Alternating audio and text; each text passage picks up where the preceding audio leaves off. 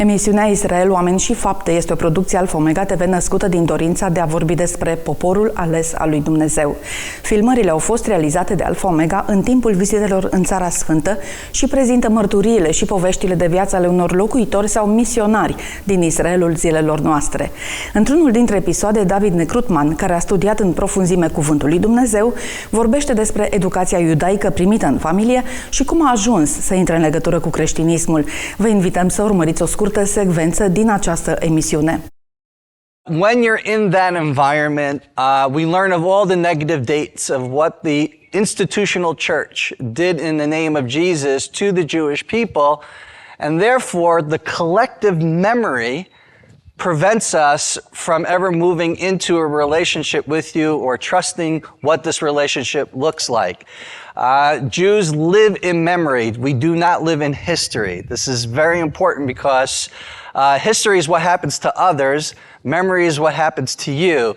So we really identify with the stories of the past as if it's part of us.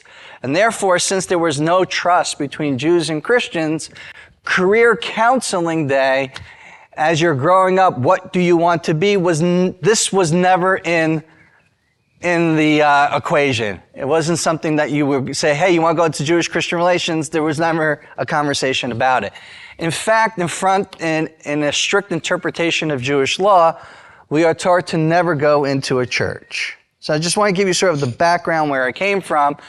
And then obviously God turns around my entire life when I start working at the Israeli consulate in New York beginning in 2000. And my first day on the job was the UN Millennium Summit when Prime Minister Ehud Barak was coming in with his entire entourage. Israel, for the very first time, was being celebrated in the United Nations since 1948. Usually that doesn't happen often. We usually get some type of Security Council condemning us for actions that usually happen from terrorist organizations like Hamas and the Islamic Jihad and so on and so forth, and everyone's condemning us for defending ourselves. But in 2000, they were celebrating us because we all thought peace was around the corner. Unfortunately, that didn't happen, and the second Israeli-Palestinian conflict broke out.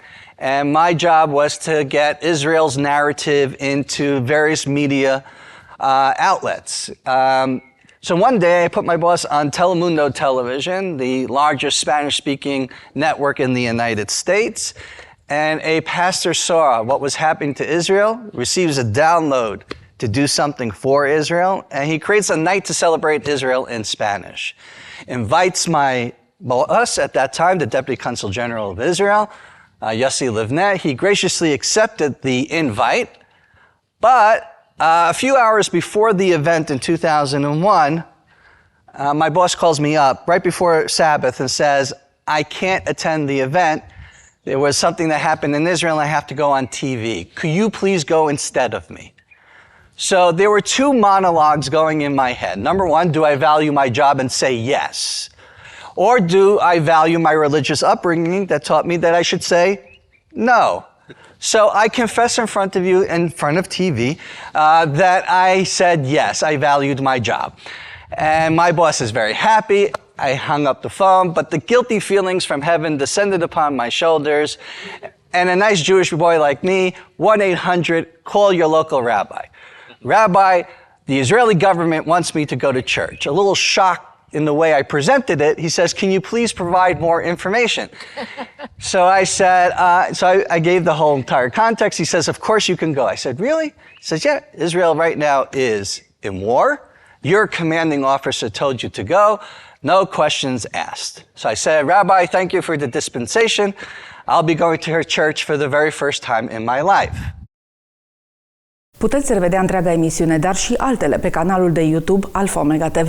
Încă de la început, Alfa Omega a fost o voce pro-Israel și continuă să oferă o perspectivă biblică asupra evenimentelor care au loc în Orientul Mijlociu, dar și în alte zone ale lumii. Pe canalul de televiziune Alfa Omega, dar și în mediul online, cei care doresc pot afla mai multe informații pe această temă.